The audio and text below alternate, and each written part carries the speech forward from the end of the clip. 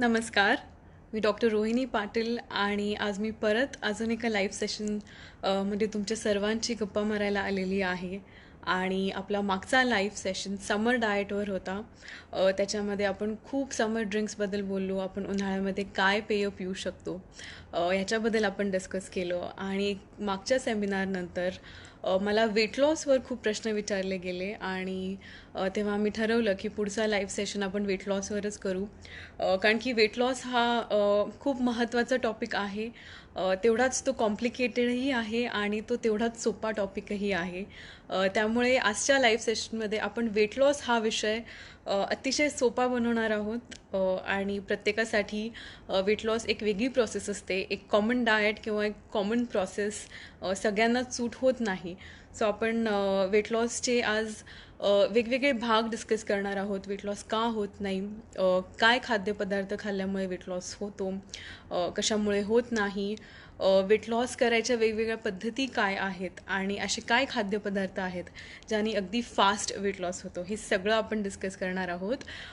So मी खूप excited आहे आजच्या लाईव्ह सेशनसाठी आणि आपण लगेच स्टार्ट करूया. आणि तुम्हाला या लाईव्ह सेशनच्या दरम्यान काहीही प्रश्न असतील तर तुम्ही कॉमेंट्समध्ये टाका आणि ते नक्कीच आपण शेवटी डिस्कस करू. आणि आपण स्टार्ट करू वेट लॉस बद्दल.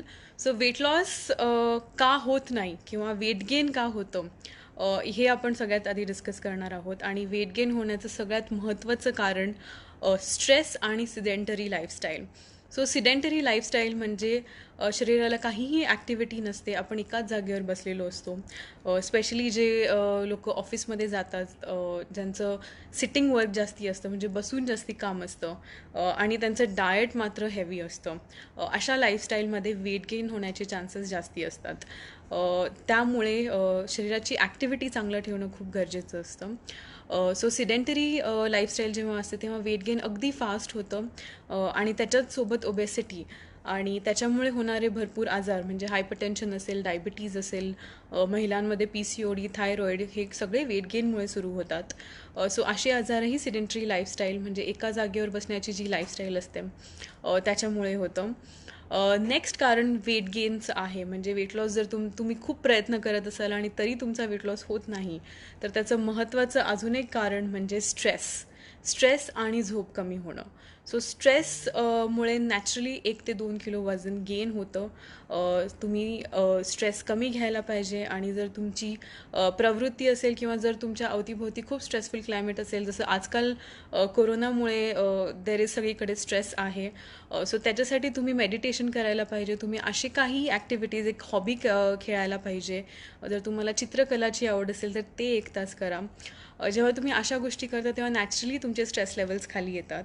सो स्ट्रेस लेवल्स मेंटेन ठेवणं, त्याच्यासाठीच मेडिटेशन करणं, प्राणायाम करणं, ह्या गोष्टी खूप गरजेच्या आहेत. त्यांनी वेट लॉस चांगल्या पद्धतीने होतो किंवा त्यांनी वेट गेनही अवॉइड होतं. आणि दुसरी गोष्ट म्हणजे जेव्हा आपण स्ट्रेसमध्ये असतो, जेव्हा आपण अँक्शियस असतो, तेव्हा आपलं खाणंही वाढतं. त्याला आपण स्ट्रेस ईटिंग म्हणतो. सो मग आपलं जंक खाणं वाढतं. एखादा पिझ्झा खा किंवा चायनीज खा किंवा ब्रेड्स खा.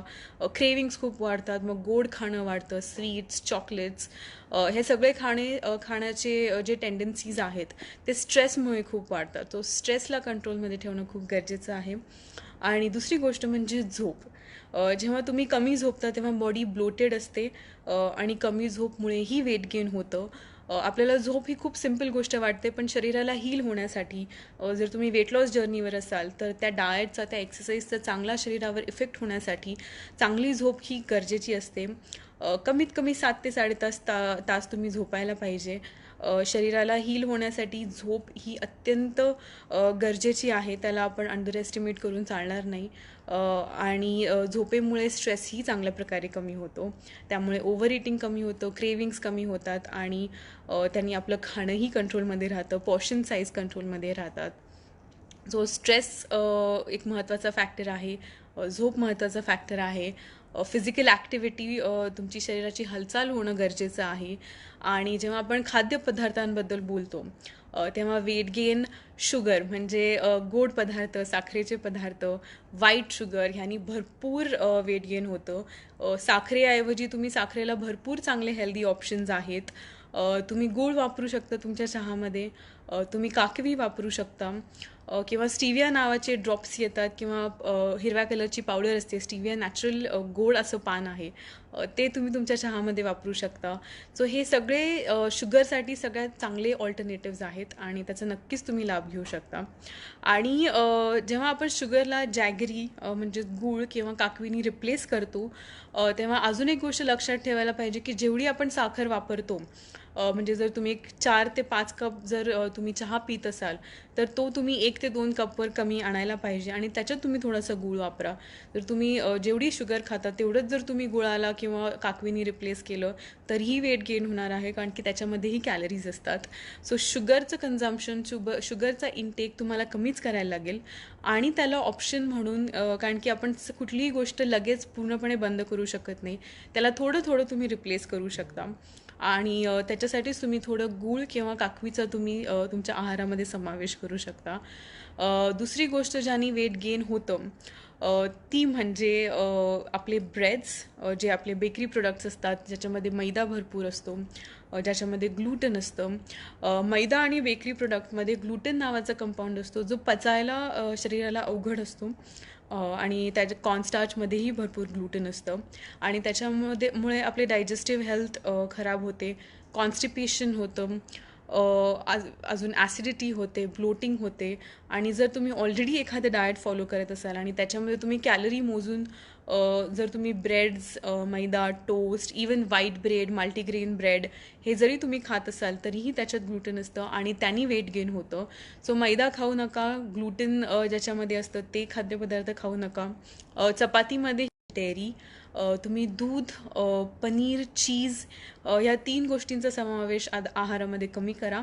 याच्याऐवजी तुम्ही ताक घेऊ शकता, दही घेऊ शकता आणि तूप घेऊ शकता. हे तिन्ही फर्मेंटेड आणि हेल्दी ऑप्शन्स आहेत. आणि जेव्हा आपण तूप बनवतो तेव्हा आपण जेव्हा त्याच्यामध्ये लॅक्टोजचा हा जो प्रोटीन असतो तो तूप बनवण्याच्या प्रोसेसमध्ये तो कमी होतो. आणि तूप हे शरीराला अतिशय सात्विक आहे, अतिशय छान आहे आणि वेट लॉससाठीही तूप अगदी छान आहे. जर तुम्ही वेट लॉस करायचा प्रयत्न करत असाल तर रोज सकाळी 1 मोठा टेबलस्पून रिकाम्या पोटी तुम्ही तूप घ्या. ह्यानी वेट लॉस अगदी छान होतो, मेटाबॉलिझम वाढतो, ह्यानी स्किन अगदी छान होते.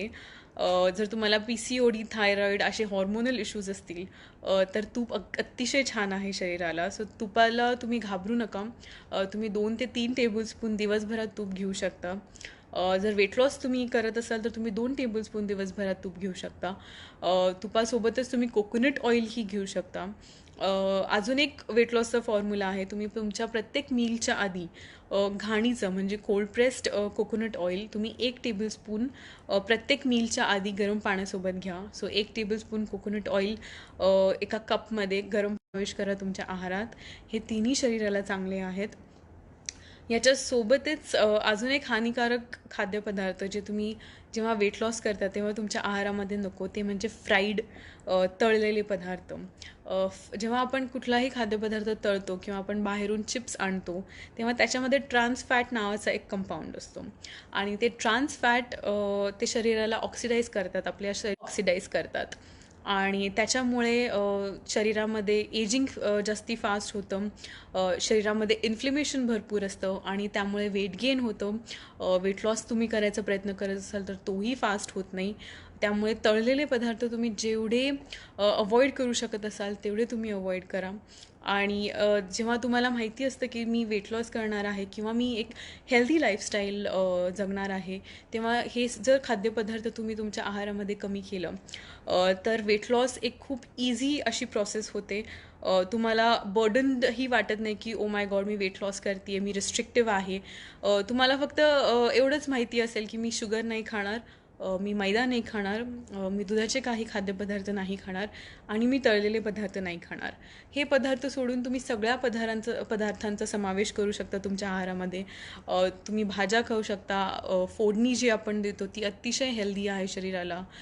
तुम्ही जर बरोबर ऑइल्स यूज केले, आपण जेव्हा सनफ्लावर ऑइल किंवा जे प्रोसेस्ड व्हेजिटेबल्स ऑइल असतात त्याच्यात जेव्हा स्वयंपाक करतो तेव्हाही त्याच्यामधून फ्री रॅडिकल्स येतात. त्यामुळे राईट कुकिंग ऑइल यूज करणं खूप गरजेचं आहे.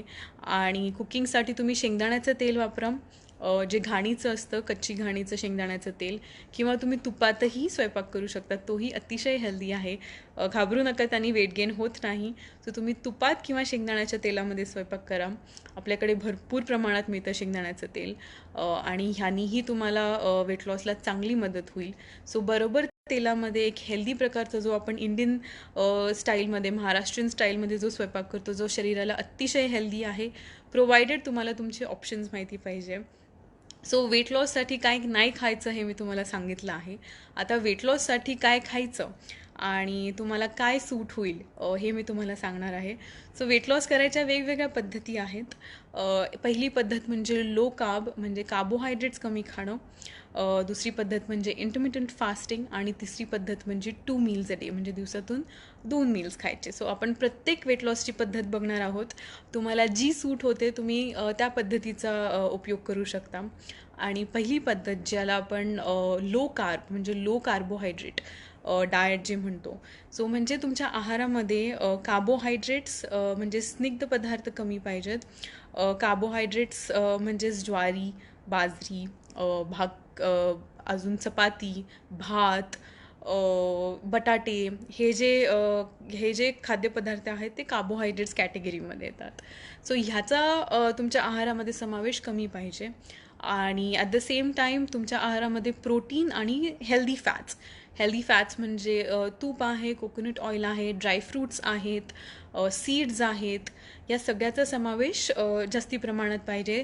आणि प्रोटीनचं जास्ती प्रमाणात पाहिजे. प्रोटीन म्हणजे काय? प्रोटीन म्हणजे अंडी, फिश, चिकन, सगळे कडधान्य, डाळी, उसळी, हे सगळे प्रोटीन कॅटेगरीमध्ये येतात. सो प्रोटीन जेव्हा आपल्या आहारामध्ये जास्ती असतं तेव्हा तुमचा हेअरफॉल कमी होतो, तुमची स्किन चांगली राहते. आणि ॲट द सेम टाईम जेव्हा तुमच्या आहारात प्रोटीन जास्ती असतं तेव्हा तुमचा मेटाबॉलिझम जास्ती वाढतो. सो मेटाबॉलिझम जेव्हा वाढतो तेव्हा वेट लॉस फास्ट होतो. आणि एक प्रोटीन मॉलिक्यूल शरीरामध्ये बर्न करायला तुमच्या बॉडीला ॲटलीस्ट 2 ते 3 कॅलरीज वापरायला लागतात. आणि कार्बोहायड्रेट्स बर्न करायला कमी कॅलरीज वापरायला लागतात. आणि जेव्हा शरीराला जास्ती काम करायला लागतं ते प्रोटीन्स बर्न करायला, तेव्हा मेटाबॉलिझमही वाढतो. म्हणजे तुमच्या शरीराच्या आतमध्ये एक वर्कआउट चालू असतं. सो हाय प्रोटीन डाएटचा हा फायदा असतो की नॅचरली तुम्ही घरी बसल्या बसल्या तुमचा वेट लॉस सुरू असतो. आतून शरीर जास्ती कॅलरीज बर्न करत असतं. सो हाय प्रोटीन आहार ठेवणं खूप गरजेचं आहे.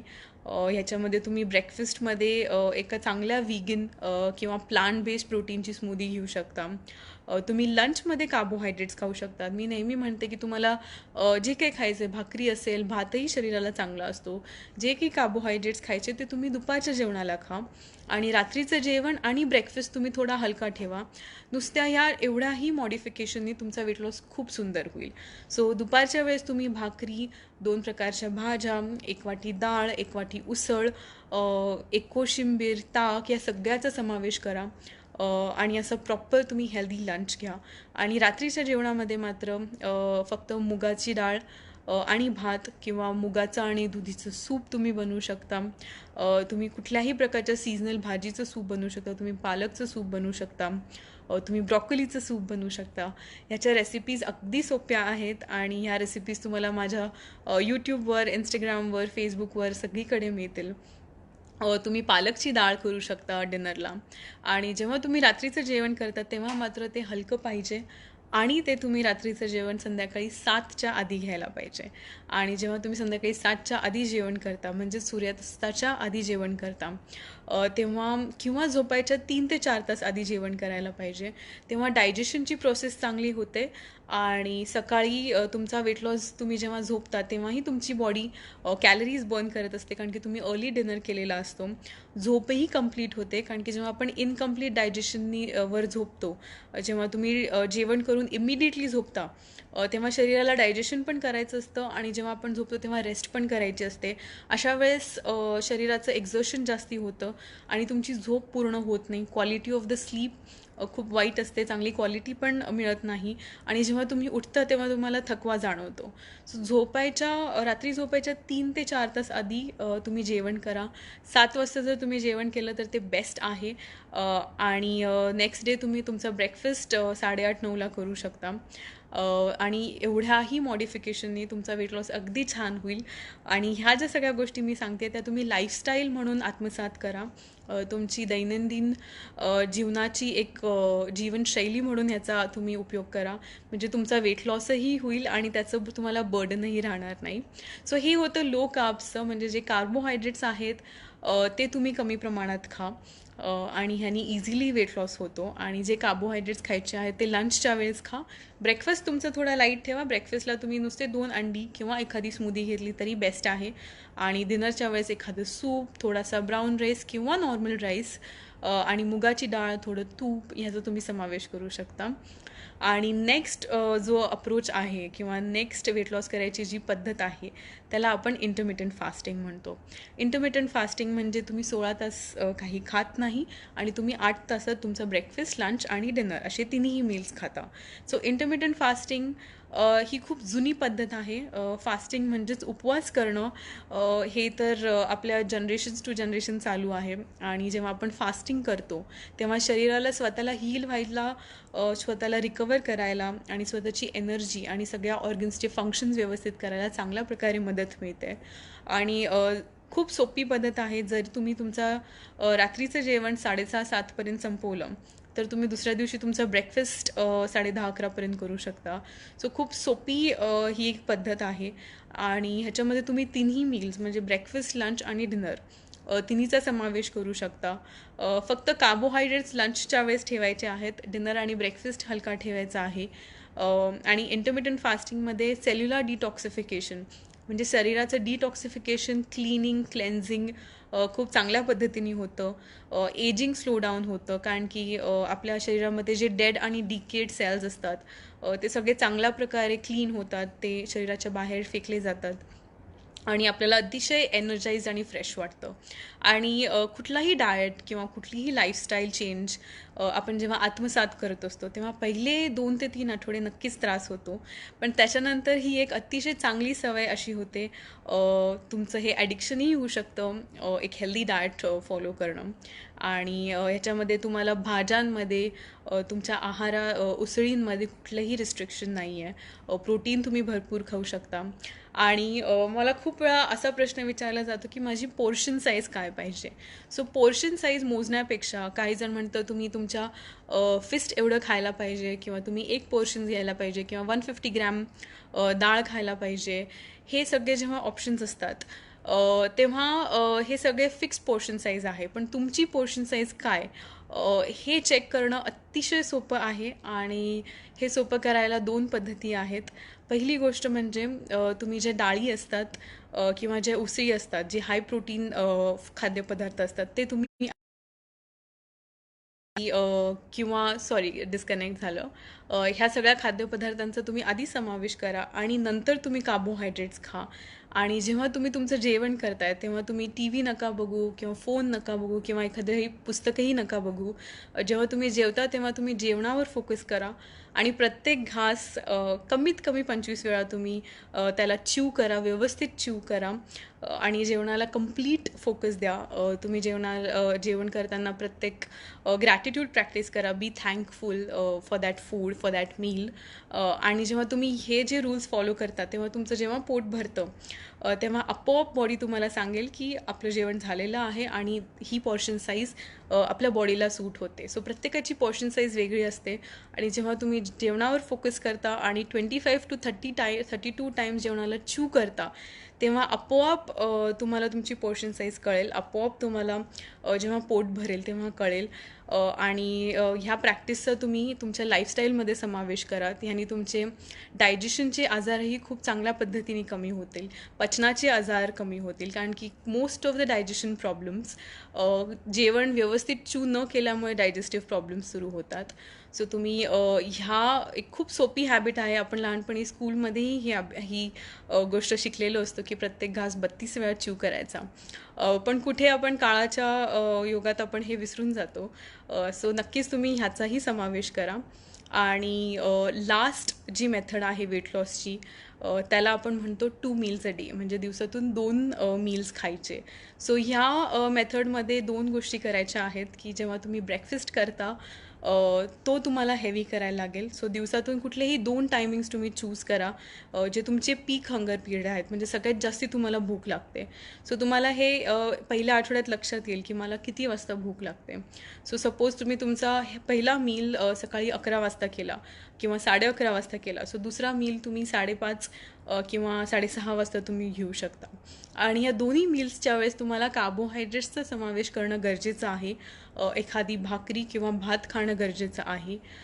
आणि जेव्हा तुम्ही 2 मील्स अ डे करता तेव्हा नॅचरलीच इंटरमिटंट फास्टिंगही होतं, आणि शरीराला टाईमही मिळतो की ते फूड तुम्ही डायजेस्ट कराल, एक चांगला ब्रेकही मिळतो. आणि जर तुम्ही डायबेटिक आहात तर मात्र तुम्हाला 3 मील्स खायला पाहिजेत, कारण की जास्ती गॅप नको मील्समध्ये, ब्लड शुगर लो व्हायला नको. सो डायबेटिक असाल तर तुम्ही 3 मील्स अ डे घ्या, अदरवाईज तुम्ही 2 मील्सचा नक्कीच समावेश करू शकता. आणि हे झाले वेट लॉसचे अप्रोचेस आणि वेट लॉसला काय खायला पाहिजे. पण हे सगळे डाएट करताना, हे सगळे खाद्यपदार्थांचा समावेश करताना सगळ्यात महत्त्वाची गोष्ट म्हणजे रोज 45 मिनटं तुम्ही एक्सरसाइज करायलाच पाहिजे. सो 45 मिनिट्स तुम्ही वॉकिंग करा, 45 मिनिट्स तुम्ही प्राणायाम करा. प्राणायामनीही चांगल्या प्रमाणात कॅलरीज बर्न होतात. किंवा तुम्ही सूर्यनमस्कार करा 45 मिनिट्स. पण 45 मिनिट्स कुठलीही बॉडी ॲक्टिव्हिटी असणं खूप गरजेचं आहे. आणि त्याच्यामध्ये 5 ते 10 मिनटं तुम्ही मेडिटेशनला बसा, त्यांनी स्ट्रेस लेवल्सही कमी होतील. आणि ॲट द सेम टाईम 7 ते 7 तास झोप होणं खूप गरजेचं आहे. सो ह्या गोष्टी एकत्र जेव्हा येतात, एक हेल्दी डाएट, एक चांगली एक्सरसाइज ची हॅबिट आणि स्ट्रेस फ्री लाईफस्टाईल, ह्यानी वेट लॉस अगदी छान होतो. आणि ह्या सगळ्या टिप्सचा तुम्ही समावेश करू शकता. माझं हे लाईव्ह सेशन फेसबुकवरही आहे, माझ्या यूट्यूब चॅनलवरही असेल, सगळीकडे असेल. तुम्ही सगळ्या टिप्स लिहून घेऊ शकता. आणि ह्या सगळ्या टिप्सचा उद्यापासूनच तुम्ही समावेश करा तुमच्या लाईफस्टाईलमध्ये. आणि तुमचा किती वेट लॉस झाला आहे हे मला नक्की कळवा. आणि I am waiting for your response. आणि आय होप तुम्हाला या सगळ्या टिप्स हेल्पफुल वाटल्या. आणि आता आपण उत्तरं घेऊया. तुम्हाला काहीही प्रश्न असतील तुम्ही कॉमेंट सेक्शनमध्ये टाका.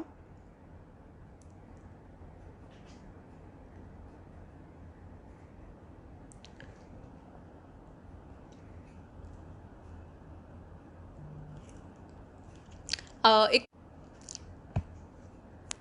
How to stop cravings.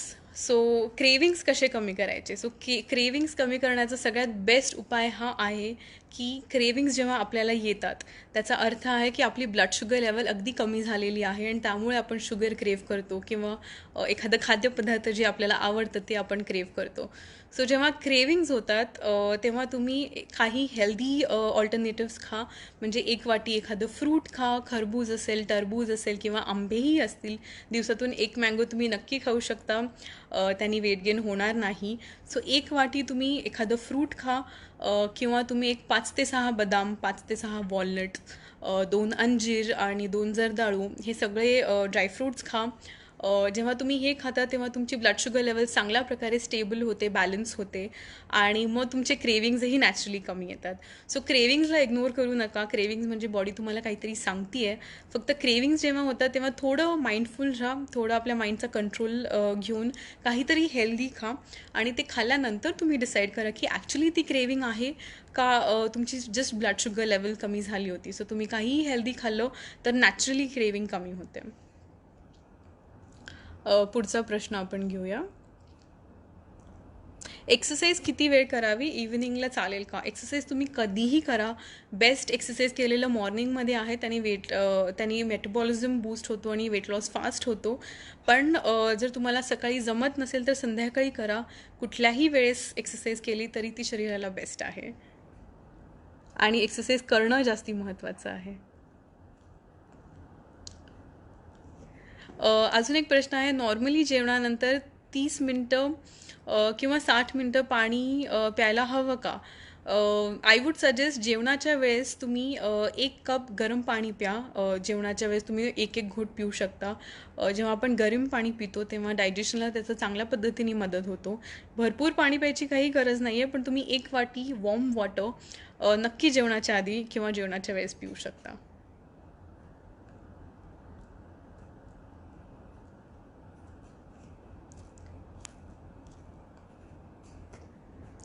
अजून एक प्रश्न आहे, and what to avoid in PCOD और PCOS. सो PCOD आणि PCOS हे हॉर्मोनल इश्यूज आहेत. त्याला पॉलिसिस्टिक ओव्हॅरियन डिसीजेस म्हणतात. आणि PCODच्या वेळेस बेस्ट गोष्ट, तुम्हाला हेल्दी फॅट्स खाणं गरजेचं आहे. सो 1 टेबलस्पून घी तुम्ही खा, किंवा 1 टेबलस्पून कोकोनट ऑइल रोज खा. आणि अवॉइड करण्यामध्ये तुम्ही डेअरी अवॉइड करायला पाहिजे, ग्लुटन अवॉइड करायला पाहिजे. तुम्ही प्रोसेस्ड फूड, जे आपल्याला जे बाहेर पॅकेज बेकरी प्रोडक्ट्स मिळतात ते अवॉइड करा. आणि शुगर कुठल्याही पद्धतीमध्ये, कुठल्याही ह्याच्यात फॉर्ममध्ये अवॉइड करायला पाहिजे. सो जॅगरी आणि गूळ किंवा काकवी ज्याला म्हणतो, तेही तुम्ही कमी प्रमाणात, PCOD असेल तर तुम्हाला कमी करायला पाहिजे. अजून एक प्रश्न आहे from Shubhangi, how to lose belly fat early. Belly fat आणि आपलं शरीराचं कुठलंही फॅट लॉस असेल तर तो नेहमी मॉडरेटली होतो.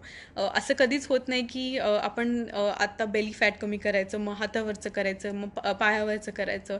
बॉडीचा फॅट लॉस अगदी युनिफॉर्मली होतो.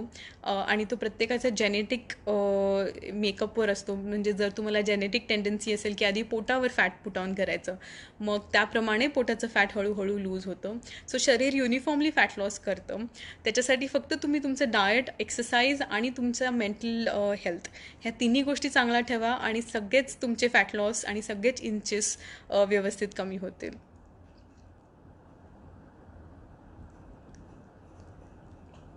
अजून एक प्रश्न आहे स्नेहल सोलंकीकडून.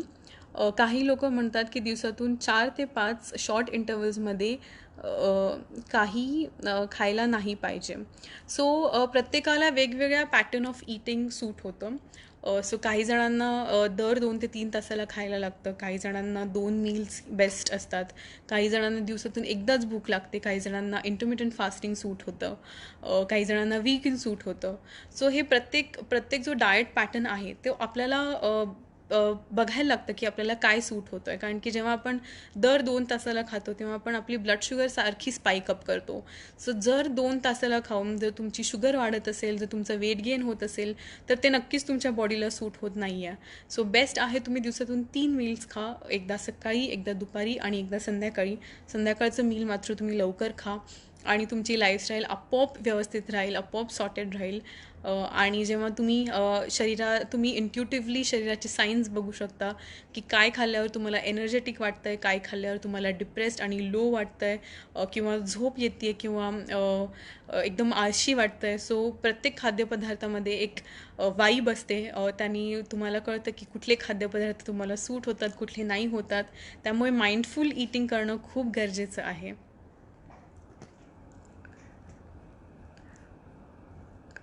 नेक्स्ट प्रश्न आहे लिक्विड डाएटसाठी टिप्स द्या. सो लिक्विड डाएट तुम्ही आठवड्यातून 3 ते 4 दिवस करू शकता किंवा 7 दिवस करू शकता. त्याच्यामध्ये तुम्ही दिवसातून 3 वेळेस वेगवेगळ्या स्मूदी घेऊ शकता. पण त्याच्यापेक्षा जास्ती तुम्ही लिक्विड डाएट करू नका, कारण की शरीराला आपण एका लाईफस्टाईलच्या पॉईंट ऑफ व्ह्यूनी डाएट साठी बघतोय, वेट लॉससाठी बघतोय. आणि नुसतं लिक्विड डाएट खाणं हे नॅचरल नाही आहे. कधी ना कधी ते डाएट ब्रेक होणार आहे आणि कधी ना कधी तुम्ही क्रेव करणार आहात कार्बोहायड्रेट्स किंवा नॉर्मल जेवण जेवायचं. सो तुमचं डाएट जेवढं तुम्ही नॉर्मल ठेवू शकता तेवढं नॉर्मल ठेवा. फक्त तुमच्या ज्या आहाराच्या सवयी आहेत, जेवणाच्या ज्या सवयी आहेत त्या फक्त बदलायच्या आहेत, आणि त्यांनी तुमचा वेट लॉस आणि फिटनेस अतिशय चांगल्या प्रकारे मेंटेन राहील.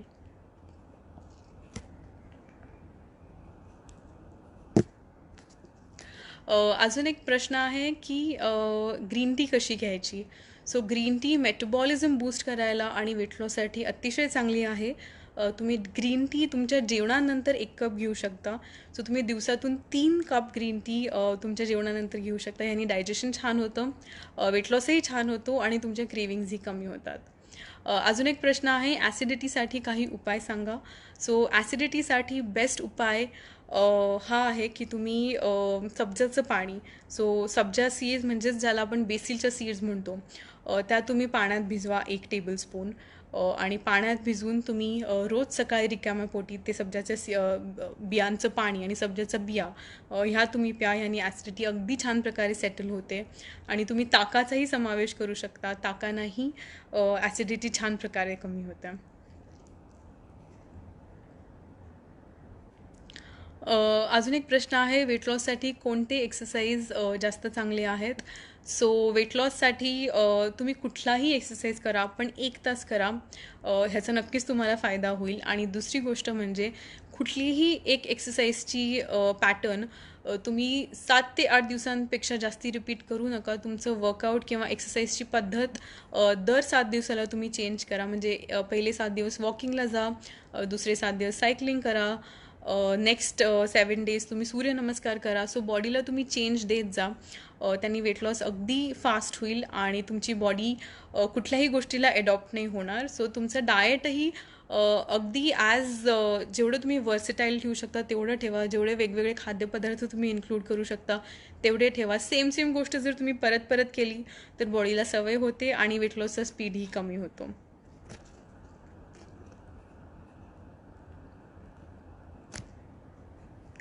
अजून एक प्रश्न आहे, आता थोड्याच दिवसात पावसाळा सुरू होईल, तर पावसाळा सुरू झाल्यावर असाच आहार सुरू ठेवायचा का?